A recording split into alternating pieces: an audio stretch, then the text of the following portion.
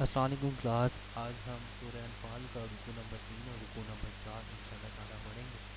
اس میں دیکھیں گے کہ اللہ تعالیٰ نے کیا احکامات ہمیں دیے ہیں. بسم اللہ الرحمن الرحیم. شروع کرتے ہیں اللہ کے نام سے جو بڑا مہربان اور نہایت رحم والا. سورہ انفال کے رکوع نمبر 3 میں اللہ تعالیٰ نے کچھ خاص باتیں بیان کی گئی ہیں. جو پہلی آیت میں بات بیان کی گئی ہے وہ ہے اطاعت رسول صلی اللہ علیہ وسلم اور اللہ کی اطاعت کرنا. اس کا مطلب یہ ہے کہ جو بھی اللہ اور اس کے رسول صلی اللہ علیہ وسلم نے حکم دیا اس کو بجا لانا، اس کو پورا کرنا ہم سب کی ذمہ داری ہے، ہم سب پر لازم ہے، ہم نے وہ کرنا ہے اور اس سے ہمیں منکر نہیں ہونا، اس سے بالکل بھی روح گردانی نہیں کرنی. روح گردانی کا مطلب اس سے پھرنا نہیں ہے، کیونکہ ہم سنتے ہیں کہ لفظ اس لیے استعمال کیا گیا کیونکہ جو مومن ہیں وہ اللہ کے پیغام کو سنتے ہیں، جانتے ہیں، سمجھتے ہیں. پھر اللہ تعالیٰ یہاں پر ان لوگوں سے تشبیہ دے رہا ہے کہ ان لوگوں کی طرح مت ہو جانا جو کہتے تھے کہ ہم نے سن لیا. دراصل وہ سنتے نہیں ہیں اور وہ اللہ کی نظر میں بدترین جانور ہیں. محض وہ سن تو لیتے تھے لیکن نہ کچھ کہتے تھے نہ اس پر عمل کرتے تھے. تو اللہ تعالیٰ نے ایسے اشخاص کو بدترین جانور سے تشبیہ دی. پھر یہ بات بھی کہی کہ جس کے دل میں ذرا سا بھی نیکی کا مادہ ہو اللہ تعالیٰ اس کے لیے آسانی والے راستے فراہم کر دیتا ہے، وہ اللہ کی طرف رجوع کرنے لگتا ہے. اور پھر یہ بات کی گئی کہ اللہ کے رسول صلی اللہ علیہ وسلم تم کو کام کے لیے بلاتے ہیں. دراصل یہ کام کون سا ہے؟ جو کہ انسانی زندگی کو جاوداں بخشے گا، یعنی انسانی زندگی کو مقصد جو ہے وہ پورا کرے گا. یہاں پر اس بات کا زور دیا گیا. بے شک اللہ تعالی انسان کے دلوں کے درمیان ہے، ہماری شہرک سے بھی زیادہ قریب ہے.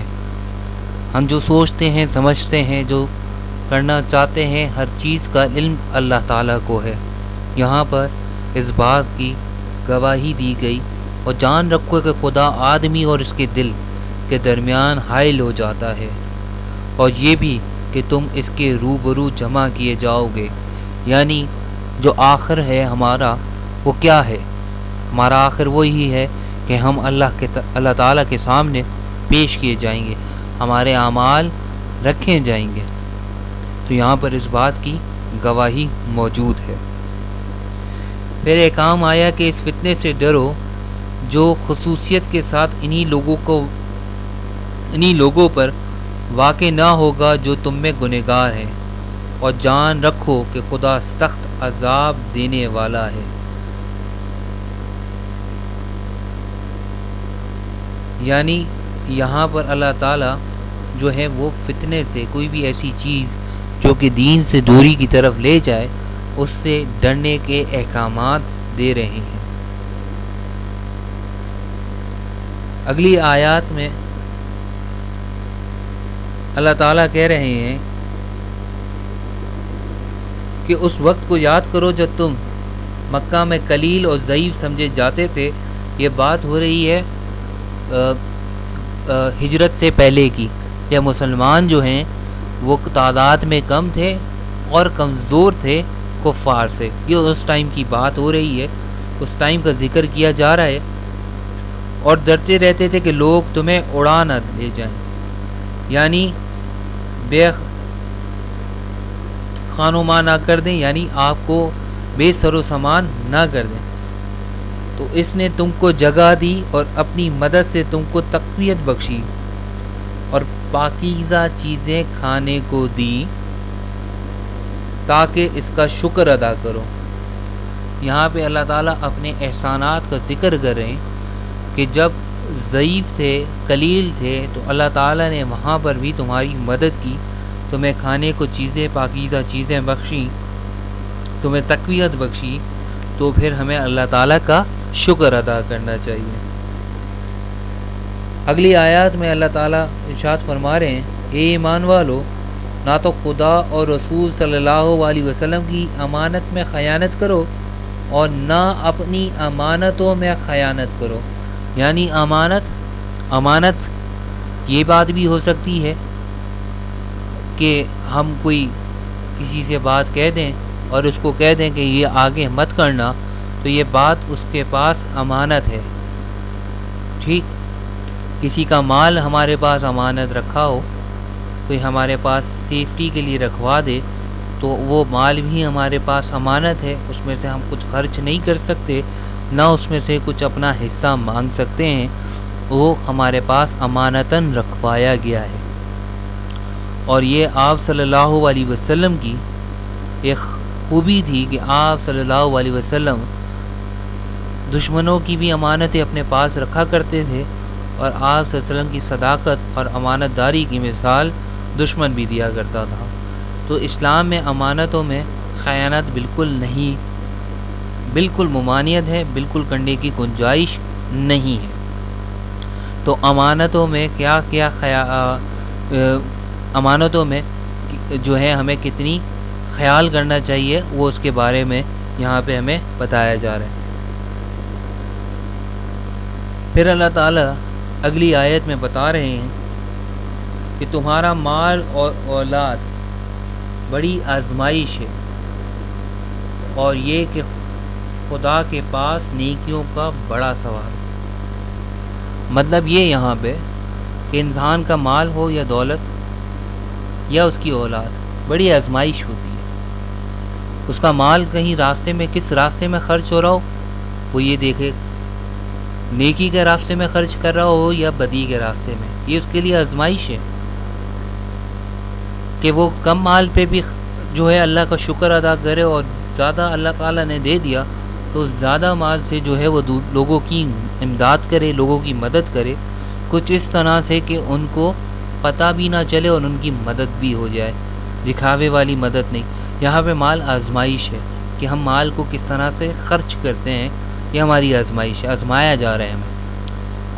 ہم اولاد کو کس طرح سے پروان چڑھاتے ہیں، کس طرح سے ہم اس کو اللہ کے احکامات کی طرف رجوع کرواتے ہیں، یہ بھی ایک آزمائش ہے۔ اور جب جب لوگ دونوں کام اچھے طریقے سے کرتے ہیں تو اس کے لیے اللہ تعالیٰ نے بڑا ثواب اور اجر رکھا ہے۔ یہاں پہ ہمارا رکوع نمبر 3 جو ہے وہ ختم ہوا۔ یہاں پر اللہ تعالیٰ ارشاد فرما رہے ہیں کہ اگر مومن ہو، تم اللہ تعالیٰ سے ڈرتے رہو گے تو وہ تمہارے لیے امر فاروق پیدا کر دے گا۔ امر فاروق کا مطلب کیا ہوا؟ یعنی وہ تم کو ممتاز کر دے گا، یعنی سب سے الگ کر دے گا، یعنی ہمیں اتنی امپورٹنس مل جائے گی کہ ہم سب سے الگ ہو جائیں گے، مطلب ہمیں جو ہے وہ پروٹوکول مل جائے گا، اور تمہارے گناہ مٹا دے گا اور تمہیں بخش دے گا۔ مطلب اتنی خوبصورت بات کہی جا رہی ہے کہ جو شخص، اب سمجھیں کہ جو شخص اللہ تعالیٰ سے ڈرے گا تو پھر اللہ تعالیٰ اس کے گناہوں کو بھی مٹا دے گا۔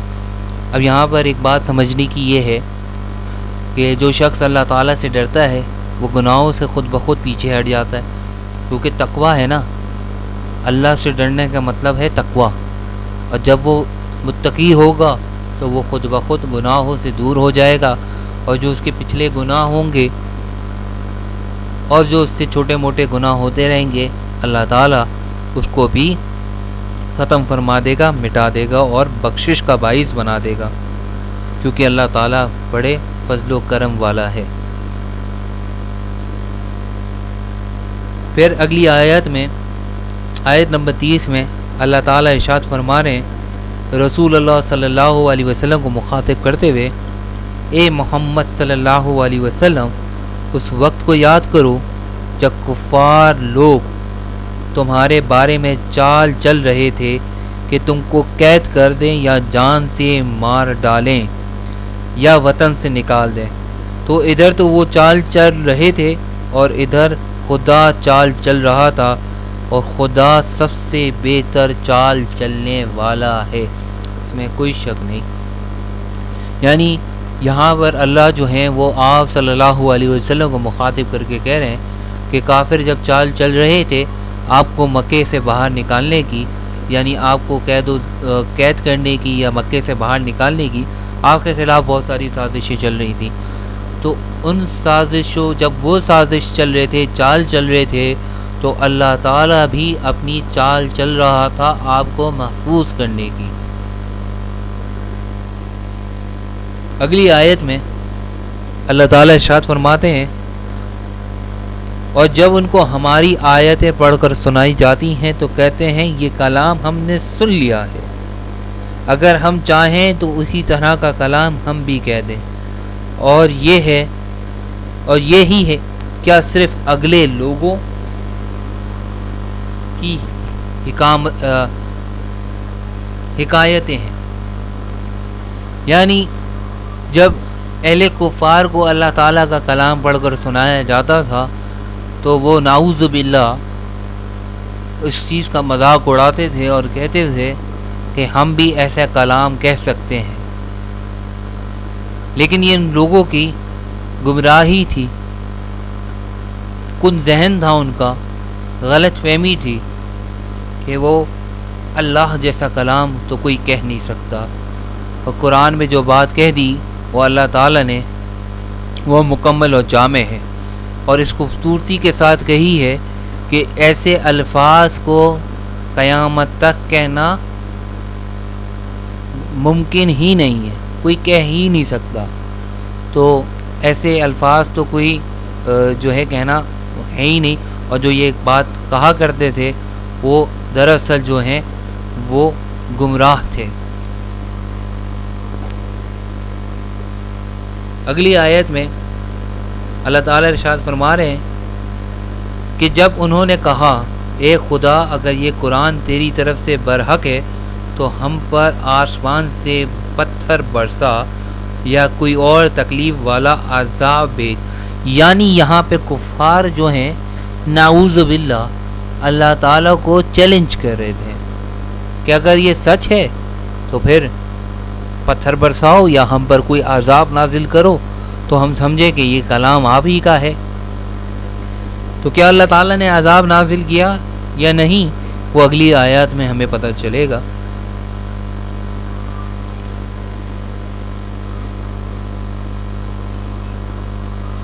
اور خدا ایسا نہ تھا کہ جب تک تم ان میں تھے انہیں عذاب دیتا، اور نہ ایسا تھا کہ وہ بخشش مانگے اور انہیں عذاب دے دے، کیونکہ آپ صلی اللہ علیہ وسلم کی ذات پاک وہاں موجود تھی تو ایسا ممکن نہیں تھا کہ رحمت العالمین وہاں موجود ہو اور اللہ تعالیٰ عذاب نازل کر دیں.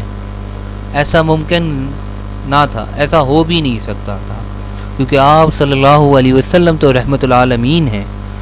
تو آپ کے موجود ہوتے ہوئے عذاب اللہ تعالیٰ کیسے نازل فرما دیتا؟ اور اس لیے بھی نازل نہیں فرمایا کہ ان میں سے کچھ جو اشخاص تھے، کچھ لوگ جو تھے وہ شاید کلام حق سن لیں تو ان پر کیسے عذاب نازل فرما دے. اگلی آیت میں ارشاد باری تعالیٰ ہوا، اور اب ان کے لیے کون سی وجہ ہے کہ وہ انہیں عذاب نہ دے جبکہ وہ مسجد محترم میں نماز پڑھنے سے روکتے ہیں اور وہ اس مسجد کے متولی بھی نہیں. یعنی یہاں اللہ تعالیٰ اس بات کا فرما رہے ہیں کہ اب ایسا کیا کیا کہ ان پر ہم عذاب نازل نہ کریں، کیونکہ وہ نماز پڑھنے سے روکتے ہیں مسجد الحرام میں، اور وہ اس کے رکھوالے بھی نہیں، متولی مطلب رکھوالے بھی نہیں، وہاں کے جو ہے وہ جو مینجمنٹ ہے یا اس ایڈمنسٹریشن ہے وہ بھی ان کے پاس نہیں ہے، متولی نہیں ہے، لیکن پھر بھی وہ نماز پڑھنے سے روکتے ہیں. اس کے متولی تو صرف پرہیزگار ہیں، لیکن ان میں اکثر نہیں جانتے، اور ان لوگوں کی نماز خانہ کعبہ کے پاس سیٹیاں اور تالیاں بجانے کے سوا اور کچھ نہ تھی. یہاں پہ اللہ تعالیٰ ذکر کر رہے ہیں کہ خانہ کعبہ کے اصل متولی تو وہ لوگ ہیں جو کہ پرہیزگار ہیں، گناہوں سے دور ہیں. اور یہ جو کفار تھے جو کہ خانہ کعبہ کے متولی بنتے تھے، یہ تو نماز میں خلل ڈالتے تھے، رکاوٹیں ڈالتے تھے، سیٹیاں اور تالیاں بجا کر مسلمانوں کو نماز ادا کرنے سے تنگ کرتے تھے، جس کے باعث ان کی نماز میں جو ہے وہ مسئلے آتے تھے، یا وہ نماز ادا کرتے ہوئے ان کو دشواری ہوتی تھی۔ پھر آگے اللہ تعالیٰ فرماتے ہیں تو تم جو کفر کرتے تھے اب اس کے بدلے عذاب کا مزہ چکھو، یعنی جو کفری حرکت انہوں نے کی اب اللہ تعالیٰ ان کو عذاب دے گا۔ اور جو لوگ کافر ہیں اپنا مال خرچ کرتے ہیں کہ لوگوں کو خدا کے راستے سے روکیں، سو ابھی اور خرچ کریں گے، مگر آخر وہ خرچ کرنا ان کے لیے افسوس ہوگا اور وہ مغلوب ہو جائیں گے، اور کافر لوگ دوزخ کی طرف ہانکے جائیں گے۔ یعنی مال ہونا کوئی بڑی بات نہیں، مال ہوئے اور مال کا خرچ کیا ہے تو وہ اس کو دیکھا جائے گا۔ اگر مال کا خرچ بھی اللہ اور اس کے رسول صلی اللہ علیہ وسلم کے راستے سے روکے جانے کے لیے ہے تو پھر اس مال کا کوئی اہمیت نہیں، اس کو عذاب ہی ہوگا، جو کہ کفار کرتے تھے۔ کفار تو اہل مسلمان کو نماز ادا کرنے سے روکتے تھے، جب وہ نماز ادا کرنے سے روکتے تھے اور اپنے مال خرچ کرتے تھے تو اللہ تعالیٰ نے ان کے لیے جہنم کا عذاب رکھا ہے۔ یہاں کچھ باتیں ایسی ہیں جو کہ ہم نے پچھلی سلائیڈ میں کور کر لی، تو یہاں صرف 2 پوائنٹ رہ گئے۔ ناپاک کو پاک سے الگ کر دے اور دوزخ میں ڈال دے، باقی چیزیں ہم نے پچھلی سلائیڈ میں مکمل کر لی تھی۔ تاکہ خدا ناپاک کو پاک سے الگ کر دے اور ناپاک کو ایک دوسرے پر رکھ کر ایک ڈھیر بنا دے اور پھر اس کو دوزخ میں ڈال دے، یہی لوگ خسارہ پانے والے ہیں۔ یعنی اللہ تعالیٰ کو یہ قدرت حاصل ہے کہ ناپاک میں سے پاک کو الگ کرنے کی، کہ وہ چھانٹ کر جو پاک خیالات کے لوگ ہوں گے، جو متقی لوگ ہوں گے، ان کو الگ کر دیا جائے گا، اور ناپاک لوگوں کا ایک ڈھیر لگا دیا جائے گا، ان کو ایک جگہ ڈمپ کر دیا جائے گا، اور اس کے بعد ان سب کو دوزخ میں ڈال دیا جائے گا۔ یہاں پر ہمارے 4 رکوع جو ہیں وہ مکمل ہو گئے۔ انشاءاللہ تعالی جو ہے آپ کا اسائنمنٹ جو ہے وہ اپلوڈ ہو جائے گا گوگل کلاس روم پہ، اس کو دیکھ لیجئے گا، اور جو اس میں ہدایات دی گئی ہوں، جو اس میں انسٹرکشنز دی گئی ہوں، اس کو فالو کر کے اس کو مکمل کر لیجئے گا۔ جزاک اللہ، شکریہ۔